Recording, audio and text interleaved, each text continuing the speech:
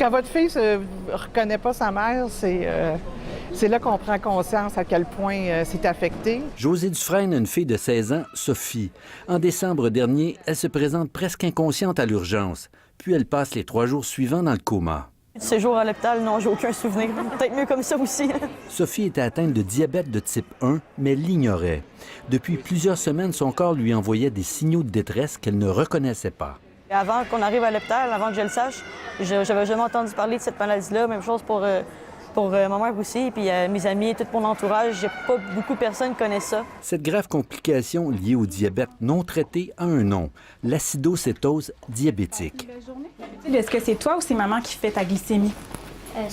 C'est toi? Vivre avec le diabète de type 1 exige de vérifier régulièrement son taux de sucre et de s'injecter de l'insuline plusieurs fois par jour. L'insuline est essentielle pour contrôler le sucre dans l'organisme. Quand l'insuline n'est pas présente, donc dans le diabète de type 1, il y a une accumulation de sucre dans l'organisme. Et ça cause une accumulation de cétones qui, eux, sont acides. Donc, ça intoxique l'organisme à cause que le sang devient acide. Lorsqu'un enfant ignore qu'il souffre du diabète, il va progressivement s'intoxiquer sans le savoir.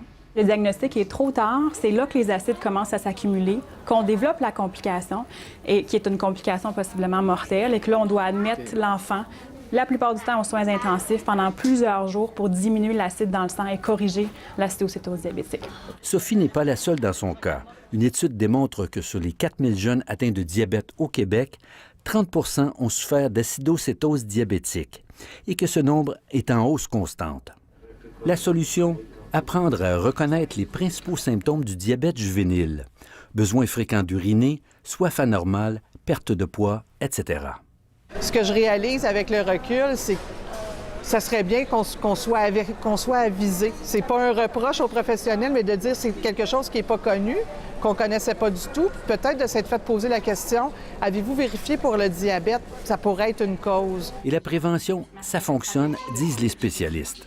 On sait qu'il y a des pays comme la Finlande, par exemple, ils ont une incidence très élevée de diabète de type 1 et donc la population est très au courant. Et dans ces pays-là, l'incidence d'acidocétose diabétique est beaucoup plus basse.